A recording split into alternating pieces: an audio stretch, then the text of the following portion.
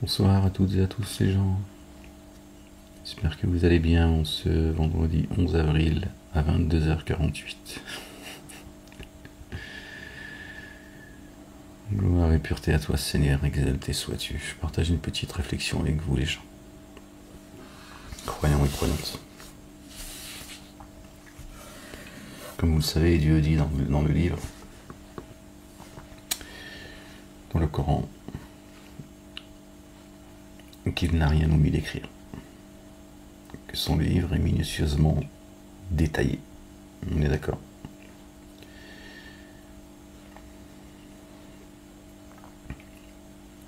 Dans le verset 6 du chapitre 5, je vais vous le lire. A'udhu billahi minash shaitanir rajim. Bismillahirrahmanirrahim karim. Ha mim ayn sin kaf. Ô vous qui avez mis en œuvre le dépôt confié, quand vous vous préparez pour l'action différente de grâce, as-salat, alors lavez-vous le visage et les mains jusqu'au coude et frottez-vous la tête avec de l'eau. Vous avez vu, là il parle de la tête, quand il demande aux femmes de se voiler selon les mosquées, il n'y a pas le mot tête. Là, il y a le mot tête. Curieux que Dieu n'a pas dit tout simplement aux femmes de se couvrir la tête. C'est pas ce qu'il dit. C'est pas dans le livre en tout cas. D'accord. Passez de l'eau sur vos têtes et les pieds jusqu'aux chevilles. D'accord. Si vous êtes en état d'impureté majeure, procédez alors à une purification.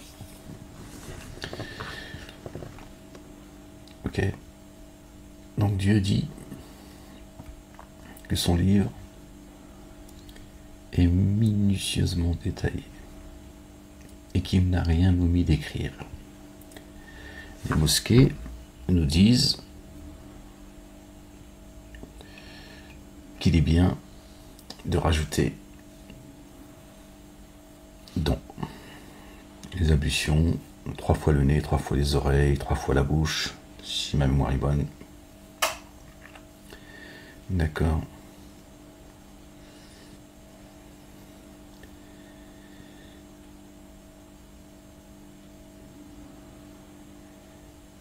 Donc ça voudrait dire que finalement, le livre de Dieu n'est pas minutieusement détaillé et qu'il aurait omis d'écrire ce qui serait une miséricorde, comme le disent les mosquées. D'accord, c'est-à-dire la sunna du prophète Mahomet. C'est curieux, non? Même si aujourd'hui, depuis quelques années, on va dire, les mosquées ont mis un petit peu d'eau dans leur vin et ils ont dit que c'était une bonne chose, que c'était bien de suivre la sunna du prophète, mais que ce n'était pas une obligation, alors qu'avant c'était une obligation, je vous le dis. D'accord? Je peux vous raconter des histoires, moi j'ai un certain âge, je connais bien de l'intérieur la communauté dite musulmane, hein, le discours qui se tient dans les mosquées, c'était une obligation de faire la sunna. Ça ne l'est plus aujourd'hui parce que leur religion, elle n'est pas immuable, elle s'adapte. Donc qui dit vrai? Qui dit vrai? Est-ce que Dieu est un Dieu oublieux? Exalté soit-il. D'accord. Pourquoi il ne se contente pas des ablutions du verset 6 de la sourate 5? D'accord. Tu ne retrancheras ni tu n'ajouteras rien. C'est dans la Bible. D'accord, je vous le dis comme ça, avec mes mots de mémoire, d'accord, des commandements de Dieu. Tu ne retireras rien et tu n'ajouteras rien. C'est pourtant ce que font les mosquées au nom de leurs prophètes. Là, ils ont rajouté au verset 6 de la sourate 5, d'accord, leur rite.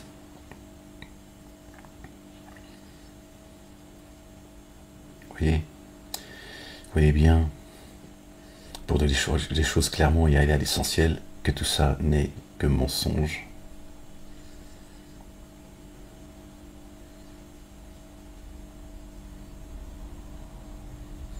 Ils se sont donné le droit de toucher au livre de Dieu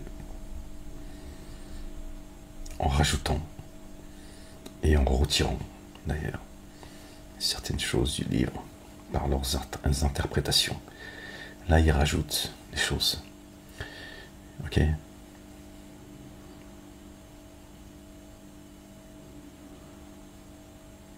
Alors qu'il est dit, tu ne rajouteras rien des commandements de Dieu et tu ne retireras rien des commandements de Dieu. Et le livre de Dieu est minutieusement détaillé et il n'a rien omis d'écrire en fait comment les gens. Ces mosquées qui vous disent également que sans le Coran, sans la Sunna, pardon, de leur prophète Mahomet, les musulmans ne sauraient pas comment on fait la salat et les heures auxquelles il faut faire la salat également.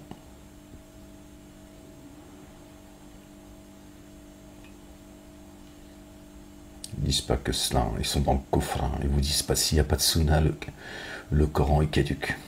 Ils osent un peu moins le dire aujourd'hui. Le doute les habite, jusqu'à ce que leur cœur éclate. Leur cœur va éclater, ça va zelzel. Croyez-moi, je vous le dis, ils sont habités par le doute. Mais c'est ce qu'ils disent, vous l'avez entendu. Ils ont dit d'autres encore. Ils ont tenu aussi d'autres paroles de coffre. Mais celle-là, elle est pas mal quand même. Au niveau du blasphème, au niveau de la négation, que sans la sunna, le Coran est caduc, que s'il n'y avait pas de sunna, le livre ne serait plus protégé. C'est nous qui avons fait descendre le livre de rappel, dhikr, et il nous incombe sa conservation.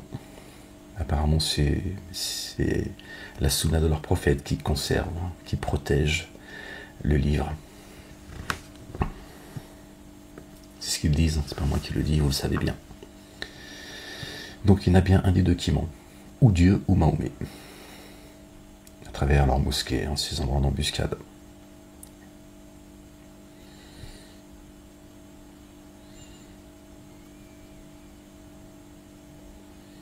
Les ablutions, on vient de les lire ensemble, elles sont détaillées, elles sont annoncées. Quand vous vous levez pour la salate, lavez-vous la figure, les mains jusqu'au coude, passez de l'eau sur vos têtes et passez de l'eau sur vos pieds. Ils ont besoin de rajouter, alors qu'une fois encore, il est dit, tu ne rajouteras rien des commandements de Dieu. Et tu n'enlèveras rien, pas un iota.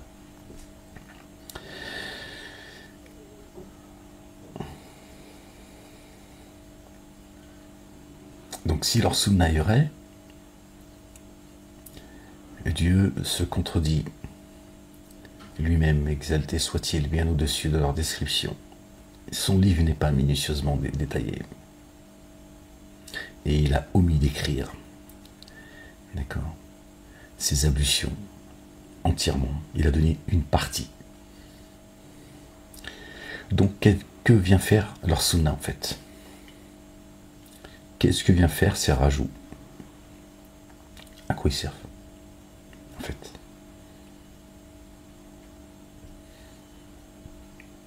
Est-ce que vous vous posez cette question en fait? Qu'est-ce que vient faire leur foutu sunna en fait? Alors que Dieu te dit qu'il n'a rien omis d'écrire.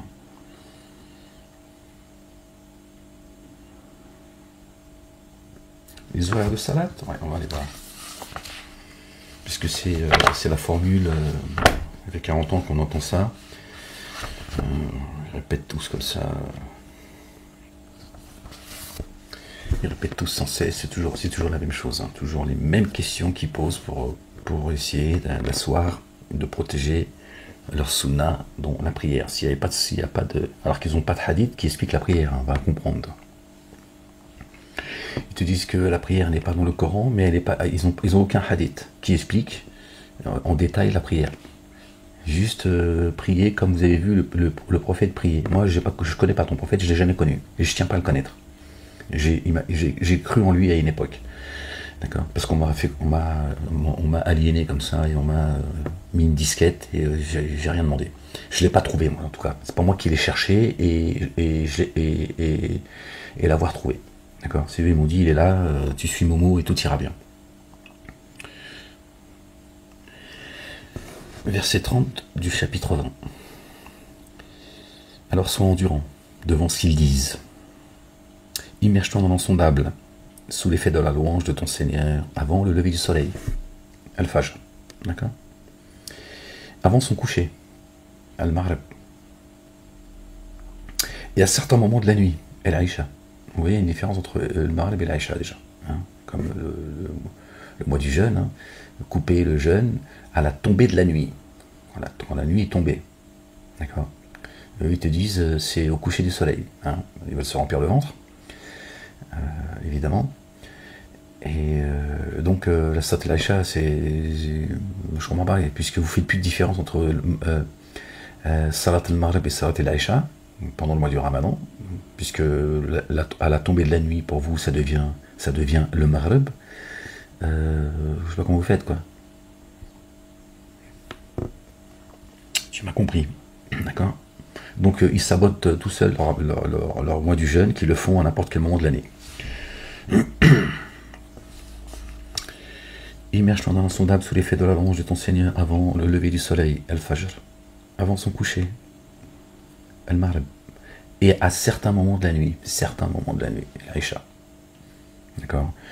En hiver et en été, le soleil ne se couche pas à la même heure et la nuit ne tombe pas entièrement non plus à la même heure. Donc à certains moments de la nuit, il faut comprendre en hiver et en été. Pour ceux qui n'auraient pas compris pourquoi certains moments de la nuit, ça pourrait être à n'importe quelle heure. En hiver et en été, la nuit, elle ne tombe pas au même moment.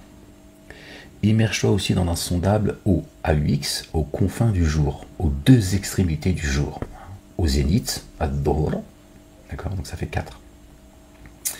Et la Asr, quand c'est la fin de journée, hein, quand le soleil il arrive au Asr, et l'Asr il continue son cycle, et là il va vers le coucher du soleil, donc aux deux extrémités du jour, donc ça fait 5. Peut-être que c'est le hasard que ça tombe au même moment des prières sunnites. Peut-être que le hasard, après tout, il existe, je sais pas. En tout cas, vous avez les horaires. D'accord. Les horaires de prière. Après, c'est votre problème. C'est pas mon livre, c'est le livre de Dieu. On peut même aller au chapitre 22, verset 77. 7 et 7.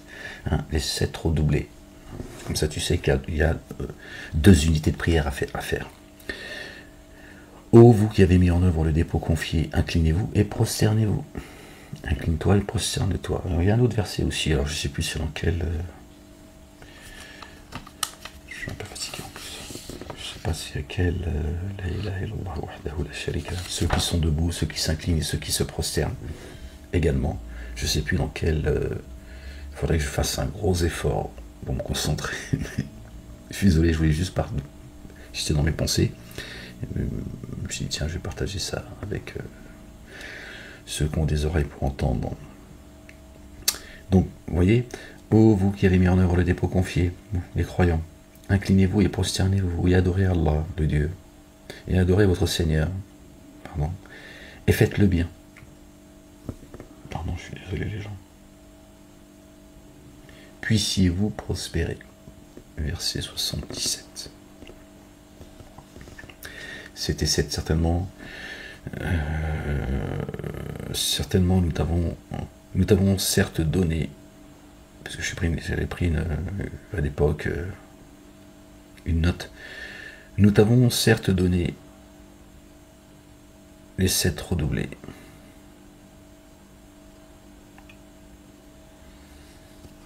Et le Coran grandiose, pardon. Les 7 redoublés, c'est les versets 77, 7 et 7. D'accord. Donc vous voyez, vous avez voilà, ceux qui sont debout, ceux qui se prosternent, ceux qui s'inclinent, ceux qui se prosternent. On a les cinq moments précis. Hein, les croyants sont ceux qui pratiquent la salat aux heures prescrites, c'est ce que Dieu dit. D'accord. Dans un verset dans le livre. Et on a vu, je ne sais plus ce qu'on a vu aussi. Donc on a les ablutions, on a les horaires de salat, on sait qu'on s'incline, on se prosterne, on est également debout.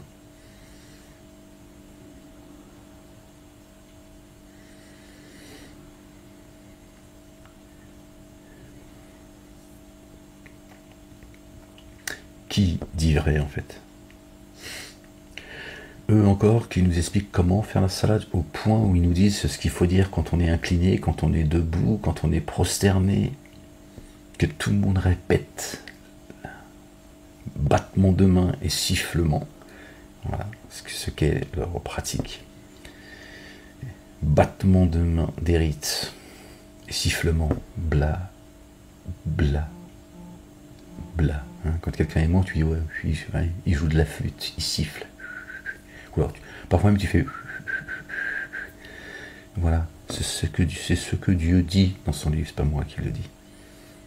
Voilà, comment il qualifie leur rite.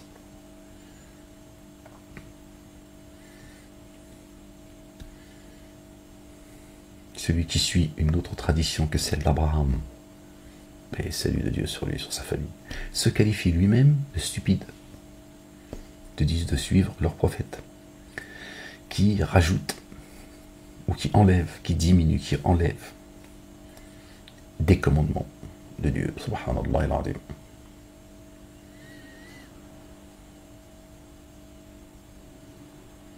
Donc c'est un commandement, tu n'enlèveras rien et tu ne rajouteras rien des commandements de Dieu, c'est dans la Bible. Et Dieu te dit que sa sunna est immuable. Alors quand il abroge un verset, parce qu'en réalité il ne l'abroge pas, il dit, il ramène soit un équivalent, soit un encore plus grand. Donc il n'a rien abrogé. Il a apporté un équivalent pour un moment précis. Parce que l'époque, elle a changé. D'accord ? Et donc Dieu, pour nous faciliter, il a apporté un équivalent avec des mots différents pour qu'on comprenne ce que les autres avaient à comprendre à l'époque. D'accord ? Ou il ramène quelque chose d'encore plus grand. Pour nous faciliter encore plus, on va dire, la tâche. Donc il abroge rien en fait. Sa sunna, elle est immuable, elle ne bouge pas. Eux, leur sunna, elle bouge tous les vendredis. Tous les vendredis, ils te font ils s'adaptent. Ils t'expliquent que l'islam est élastique. C'est toi qui es élastique. Barbatruc. C'est comme ça. Barbatruc. Et ils ont dit ça, on enlève. Parce que ça, les gens vont plus y croire. Ils supportent plus. Et on va.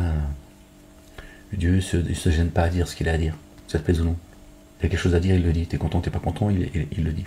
Et il passe son message là où il veut. Ok? Subhanallah al-azim. Vous voyez les gens? Il rajoute, il diminue. Et ils sont en contradiction totale avec ce que dit le Coran.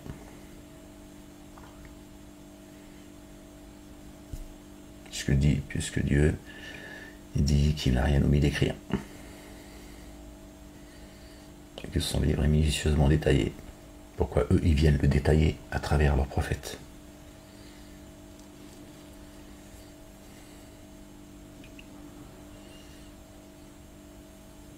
Il vient expliquer le livre et ramener ce que Dieu a certainement oublié. On l'a vu concernant les ablutions. Ça serait une sunna, ça serait un bien. Voilà. Ok.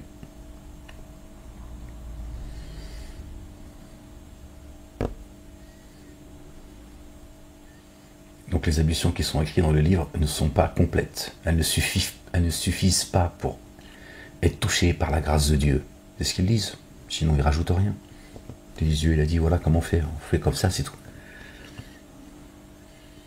Et en plus, Mahomet a désobéi, tu vois, à la sunna de Dieu qu'il a lui-même touché, puisqu'il est dit, tu ne rajouteras rien. Il a rajouté, selon eux, évidemment. Donc c'est un désobéissant en plus. Subhanallah al-Azim.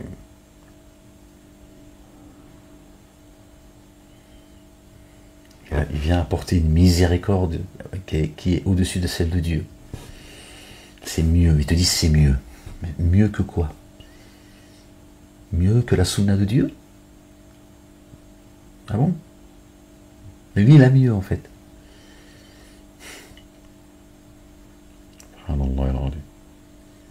Tu vas prendre ma main dans ta gueule, toi, je le sens. Bon voilà les gens, je voulais juste partager ça comme ça, parce que c'était dans mon esprit, je me suis dit que... On va lire la fin de... C'est quoi ça qu'on a? Et efforcez-vous en Allah, le Dieu, d'un effort véritable pour lui. C'est lui qui vous a choisi et ne vous a imposé aucune gêne dans le culte du... Et vous a imposé aucune gêne dans le culte du... Ils interprètent ce verset en disant celui qui veut croire qu'il croit, celui qui veut pas croire qu'il croit pas. Dieu n'impose pas la religion à qui que ce soit. Sinon c'est pas ce qui est dit dans ce verset que eux traduisent de cette façon. Ils l'expliquent comme ça. Alors que Dieu dit clairement que celui qui veut croire qu'il croit, celui qui ne veut pas croire qu'il ne croit pas. Et il est également dit dans le livre de Dieu, lakum dinukum waliyadin. À vous, votre religion, et à moi, la mienne. Pas de souci, t'as ta religion, j'ai la mienne. Et on verra. Qui rira le dernier? Tu vois, c'est la tolérance absolue. Lakum dinukum waliyadin. À vous, votre religion, votre religion, et à moi, la mienne. Tu vois, le croyant, la croyante, n'empêche pas les autres de pratiquer et de croire à leur religion. Là, il est dit, et efforcez-vous en Allah, Allah le Dieu, d'un effort véritable pour lui, véritable, sincère, véritable, d'accord? Efforcez-vous. C'est lui qui vous a choisi. Alors pourquoi Dieu dit c'est lui qui vous a choisi? Parce que là encore ils vont dire, ouais, donc c'est bien lui qui guide, c'est lui qui égare. Non, Dieu guide celui qui se laisse guider, celui qui est en paix, qui a le cœur en paix vers Dieu, en Dieu, et il laisse s'égarer il égare celui qui se laisse s'égarer. Et là il dit, c'est moi qui vous ai choisi. C'est ce que dit notre bien-aimé, le fils de notre bien-aimé Marie, paix et salut sur eux et sur leur famille. Donc Dieu dit, c'est moi qui vous ai choisi. Ça veut dire que personne va authentifier ta sincérité, d'accord, ton intégrité, si ce n'est lui. Mais c'est pas lui qui t'a choisi parce qu'il t'aime bien comme ça. Il aime bien ta gueule. Et il te trouve sympa. D'accord? Ça veut dire, pour être encore plus précis, personne ne purifie par la foi si ce n'est moi. Moi, Dieu l'Éternel, le Père, exalté soit-il. Je t'ai choisi parce que j'ai sondé ton cœur. J'ai sondé tes reins. Je t'ai choisi, j'ai dit, tu es un véritable croyant. La foi a pénétré ton cœur. Voilà ce que ça veut dire. Pas il a choisi comme ça, pour des raisons qui lui seraient propres. D'accord? Ça veut dire que personne ne peut te juger. Personne ne peut t'égarer et personne ne peut te guider si ce n'est lui. Voilà, c'est ça que ça veut dire. Quand il dit je t'ai choisi, c'est moi qui vous ai choisi. C'est ce que dit notre bien-aimé, le fils de notre bien-aimé Marie, paix sur eux et sur leur famille. D'accord? Parce que c'est Dieu qui l'envoie. D'accord? Jésus lui dit, c'est pas vous qui m'avez choisi, c'est moi qui vous ai choisi. C'est le Père qui m'a envoyé à toi. Et alors, c'est lui qui vous a choisi. D'accord?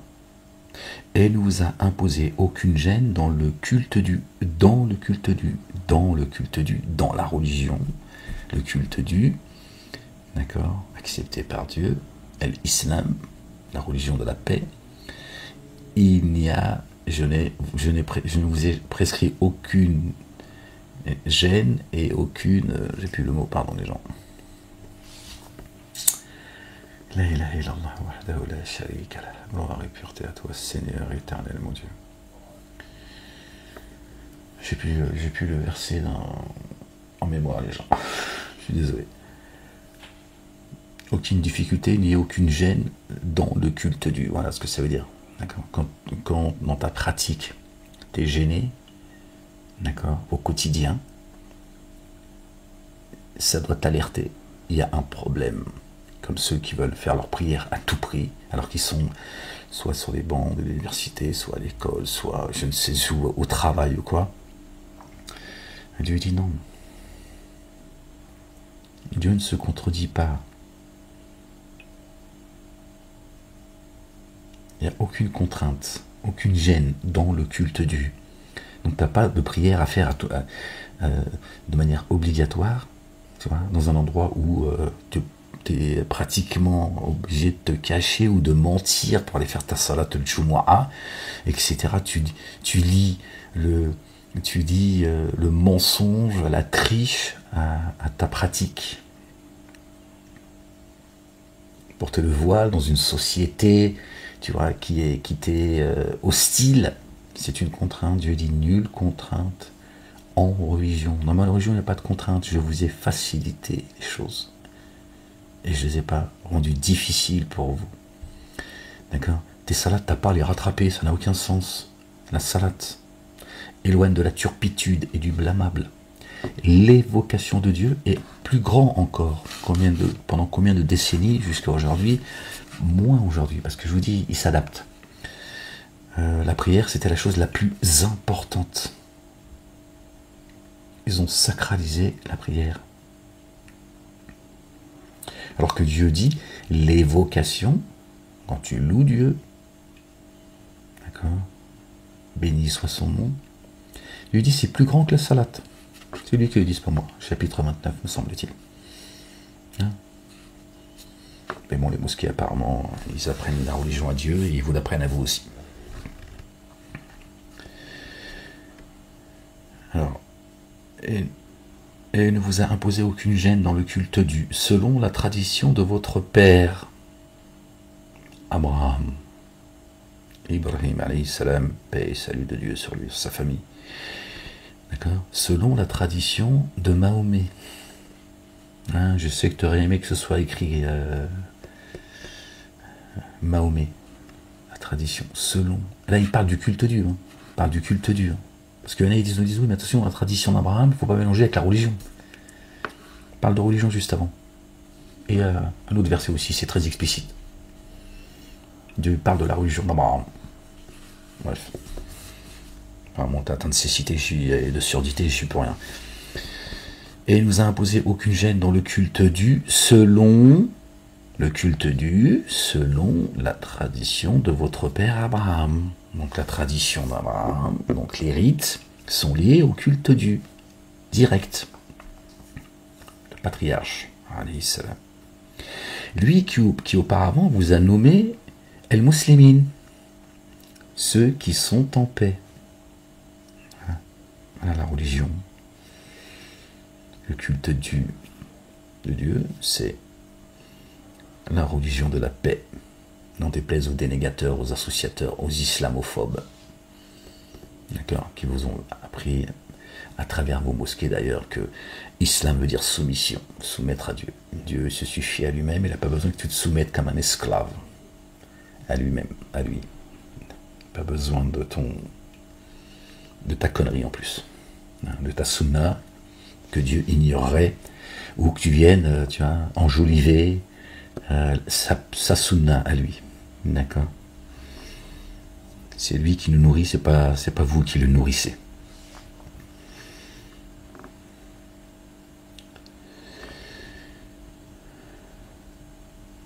Et pour que en cela le messager soit témoin à votre égard et que vous soyez témoin à l'égard des humains. Alors élevez l'action unifiante de grâce et versez l'excédent purifié et attachez-vous à Allah le Dieu, lui votre protecteur.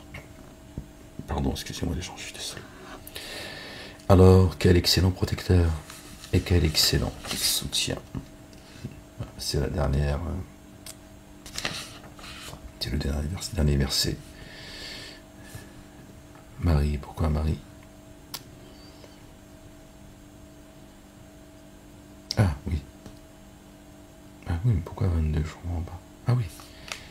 C'est le verset 78, le verset du chapitre 22, 7 plus 8 plus 2, ça fait 19. D'accord.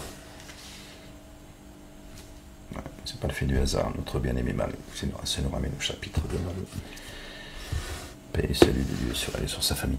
Voilà les gens, je voulais juste vous partager cette réflexion, espérons qu'elle vous inspirera. Que à travers cette vidéo, Dieu vous rajoute de la connaissance qu'il vous a accordée, que ça vous ouvre des portes. Les gens, prenez soin de vous, aimez-vous les uns les autres, vive la France libre.